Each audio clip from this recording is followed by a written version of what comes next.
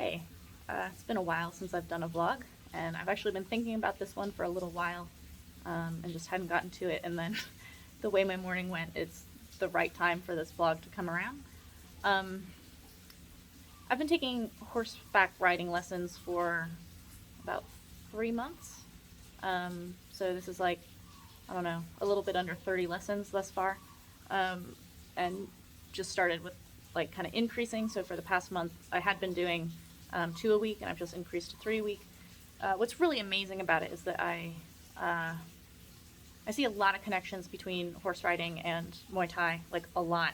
And what's kind of cool about being a beginner in one discipline is that it reminds you of all of the things that you've learned for what you've been working on for many, many more years in Muay Thai, because I'm not a beginner in Muay Thai anymore. So there are fundamental principles that I've learned in Muay Thai over the years, and they're just not at the forefront of my mind because I'm not a beginner anymore, but they're still very, very valuable lessons. And so it's kind of similar, the things that I understand early in this new discipline because I've learned them in Muay Thai, so I don't have to wait so long to get those lessons.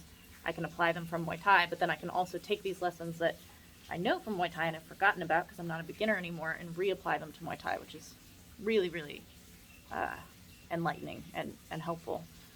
And the reason I'm doing this vlog now, is that I just had my first 2 bad lessons. So what do I mean by a bad lesson? There are no good lessons and bad lessons. Basically, if I'm going to be kind of like blunt and generic, like general about it, this is my tripod.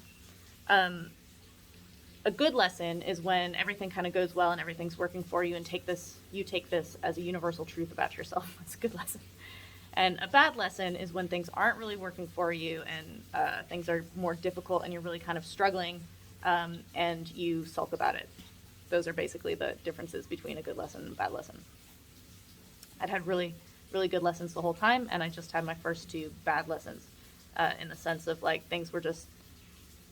One of the things I've said about Muay Thai is that at the beginning, going from 0 to something is huge change. Like you're just doing leaps in progress all the time because nothing to something is a lot. But then after a little while, you start having expectations about yourself. You start to expect that you can do the things that you did yesterday. Whereas as a brand new beginner, you have no control really over things that are working or not. So you don't really have expectations for yourself, and so you can't really disappoint yourself. Once you start having expectations for yourself, it feels like you're plateauing, it feels like you're going backwards, it feels like you're going sideways, like all of these different things that simply come from having experience. And so the first lesson that was really difficult was the horse I was on, Flash, is Arena, my trainer. She tells me he's very, very simple. Like, he's very sensitive, so you don't have to pull him really hard, you don't have to kick him really hard, you don't have to give him like gross movements to get him to move. He understands kind of subtle cues, and he's very simple. Like, he knows what all of the signals are in order to do the things that you're trying to ask him to do, so he should be pretty straightforward. But I'm a beginner. I don't know all of the ways to tell him to do this thing or that thing, and because I'm not completely in control of my own body, I'm telling him to do things that I don't know I'm telling him to do things. So he's like, oh, walk into the fence? Okay. And I don't know that I'm telling him to do that because I don't have full control over my own weight distribution and pulling and signals that I'm giving him and stuff like that. But here's the thing, that Arena's a really, really good teacher. I see her as like this superhero. She's so amazing. My therapist actually asked about her last night because I had a dream that we were talking about, and she's like, so what do you think about Arena? Like, just gushed. I went crazy about how she's like the real life Wonder Woman, or I don't know, like an Amazon queen or something. She's so badass. The things that she keeps reminding me of, and one of the things that makes her such a good instructor, is that you have to fix things while moving, which is very much like Muay Thai. So a few months ago, I was really having a hard time keeping my feet in the stirrups. I kept losing my stirrups because I don't know how to keep my heels down, and I don't know how to put my weight on them. So I would just lose the stirrups altogether. And when your foot gets too deep in it or something like this, she was encouraging me not to stop the horse to fix it. So try to fix it while moving. This is very much like Muay Thai. When you can feel that something's wrong, don't stop to fix it unless you absolutely have to. Keep moving and fix it as you're going. This is is really helpful because it's more realistic for something that you're going to have to do under pressure while things are unideal. And the first bad lesson that I had, my stirrups were not the same length. Like, Arena had spent a lot of time trying to get them to be even, and she didn't understand why they weren't even because she did the same thing on both sides. Like, it's kind of a mystery why they weren't the same, and she got them very close, and then I think there was some kind of shift, like the leather just stretched a little bit or something, but so it was uneven, and I could feel that they were uneven, but I was, it's partially me. I totally have these complexes and hang-ups where I don't tell people that something is wrong because I don't like to be a bother and this kind of thing, so that's one thing. But the other thing is that I was actually inspired by things that she's told me in the process of learning from her, which is that things that are very unideal happen while you're out in the field, doing races or something like this. You break your stirrup. Like, something happens where you basically just have to accommodate a bad situation and try to do your best in it, which again is very much like Muay Thai. Like, one of the things that I loved initially about Muay Thai is that the kind of, creation story about it is that it was made to be replacing weapons that you lost in battle. So if you lost your spear, you have a teep, like this kind of thing. I like this. I like that things are unideal. You're injured. You can't use your right shin anymore. What do you do instead of that? You start kneeing, blah, blah, blah. Same thing with the horse riding. So my stirrups were uneven, and so I was trying to figure out how to distribute my weight so that I wasn't accidentally telling Flash to go to the left all the time and this kind of thing. But it was that same lesson of don't stop, like, fix it while you're going. Like, don't create this, like, oh, I have to stop all the time to fix things. Like, fix it under movement, under pressure, that kind of thing. And then another thing that I've been learning, which I definitely learned in Muay Thai, and I've been learning with the horse riding, is this kind of, I call it concentration fatigue. And it can be a positive thing in that if you have, like, focus for a very, very long time, it can be a little bit exhausting, but you want to have, like, a soft focus. You don't want to be intensely focused because that's what brings about the fatigue. But not ever getting concentration fatigue, like never having experienced it, probably means you're not focusing enough. Like, you kind of go too deep and then you have to pull back is how you find the right level of concentration so you don't get overly fatigued, but you have, like, very, very good samadhi focus and concentration. So I experience this concentration fatigue in Muay Thai when I'm filming for the Muay Thai library because I'm really, really focusing on what I'm being taught and trying to get it right. And so after the session, like during the session, everything's fine. I can get it done, but after the session, I actually kind of crash a little bit. Like, I don't want to talk and I just want to kind of, like, recover a little bit. And this is from concentration fatigue. But the soft spot, the correct spot, is where you're not overly focused. So you're not, like, drilled in on what your foot is doing because this is too fine-tuned.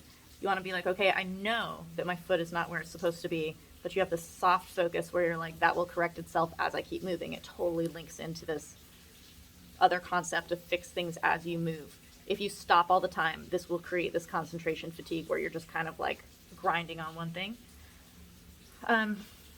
But the way I've been experiencing this with the horse riding, my lessons are an hour. And at the beginning it was, a lot of walking and then, like, a little bit of trotting and keeping my balance, and then faster than I thought would possibly happen, I start cantering, which is like faster than a trot but slower than a gallop. It's kind of like a slow run or something. These things are hard. These things are really, really hard. And when you're just kind of doing lots and lots of laps, like, Arena will be like, okay, do 10 circles in this direction and then go through the middle of the ring and go in the other direction. You're just counting circles. Like, this is not complex work, but you're making tiny adjustments all the time. Like, one lap you can fix 5 things, 10 things can go wrong. Like, all of this stuff can happen simply by trying to maintain correct form, balance, controlling the horse, this kind of thing. And something that I was surprised by and still kind of struggle with is that you have to tell the horse to do things when you don't realize you have to tell the horse to do things. A horse is not a car. It doesn't just do what it's supposed to be doing if you don't tell it to do something else.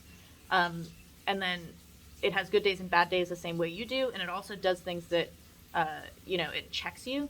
Flash especially really likes to check me. He likes to pretend to stumble at one point in the fence, and then each time we do the lap, he'll pretend to stumble on that same spot until I like correct him, and I'm like, there's nothing wrong with the spot, you have to keep going. Horses are weird. But something that I didn't realize and that I've come to realize is that even when the horse is doing what you want it to be doing, like I want to go straight, the horse is going straight, you can't just like daydream. You can't not pay attention because the horse is doing what you want it to do. You're coming near a bend and you know the horse knows to take that bend. So you're like, autopilot. I don't have to tell it to do anything because it knows to take this left. Otherwise it's going to walk into a fence. He might just walk into the fence. Like he might just not do it. So even when the horse is doing what you want it to be doing, you still have to be focused. Like you still have to be like, yes, this is correct, and make a sudden correction if he veers slightly off course of what you want him to be doing. So even if he's going along what you're asking him to do, you are telling him to do that thing. So you're still involved. There's this constant connection to the horse that, for me, because I'm new, creates quite a bit of concentration fatigue. So it's very tiring. Like it's very, very tiring. And the other day, my first bad lesson, Flash and I were just sparring. Like we were just not. He was being very naughty, and I was not on it. I was not controlling him very well. And again, I was saying my lessons are about an hour long. At like 50 minutes, like 45 minutes, it clicked. Like he was ready to work. I was ready to work. Like it started kind of really clicking. And so Arena was like, okay, well now you're just going to go for an extra 25, 30 minutes because now it's working. Like it took all that time to get to the point where now both of you are ready to work. So use that.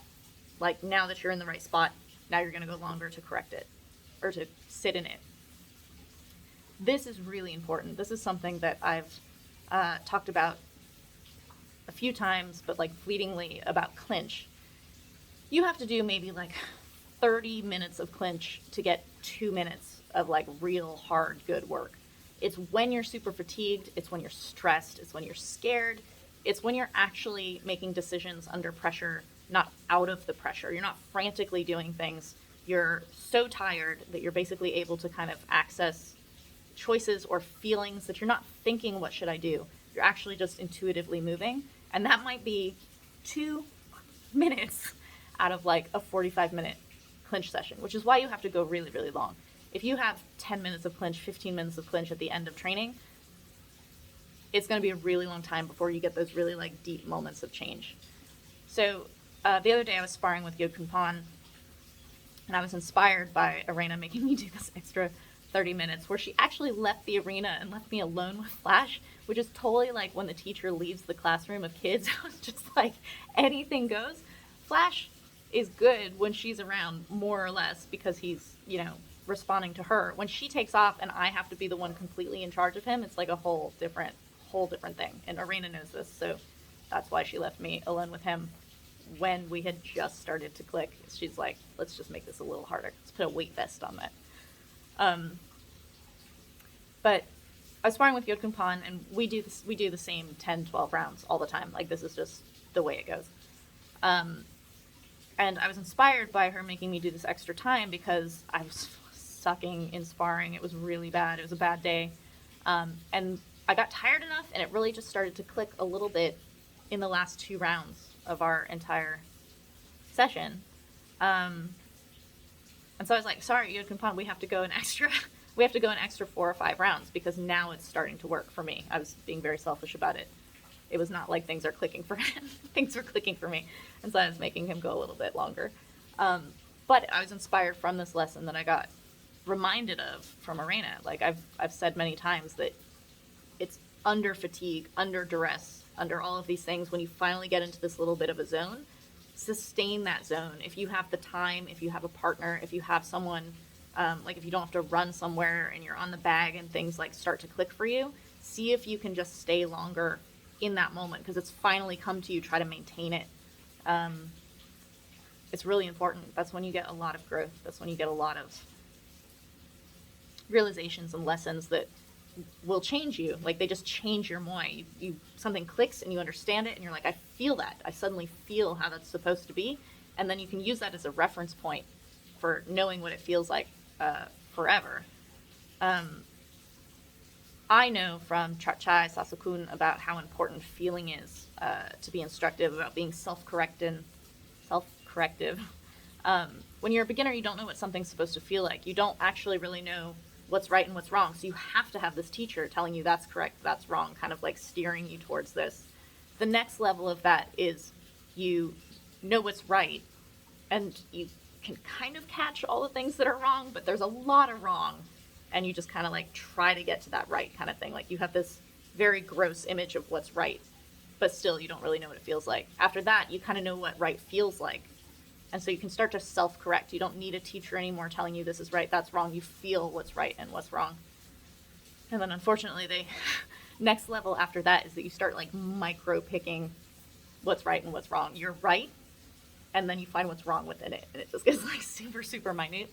And one of the difficulties I'm having with the horse riding, because I'm new to it, is I don't know what right feels like. So I can't really catch it. I can't catch that like that was right and that's what it's supposed to feel like and that's what I'm going to kind of aim for. I'm starting to feel a little bit like putting my weight in the stirrups feels more like standing. And this is something I actually want to do a technique vlog on, about finding things that feel correct and what you can compare it to in order to like actually understand what a movement is supposed to be. But that's another thing, is that it took so long to get to this point where Flash and I could even work together. And then even within that time, like now you're going to have an extra bit of time to work because you found the right spot. I don't know while I'm in that spot what is correct within that spot. I basically just have to keep doing what it is that I'm doing. Like basically we stopped headbutting and she's like, okay, now you can work because you're not headbutting anymore. It wasn't like now you're doing everything correctly.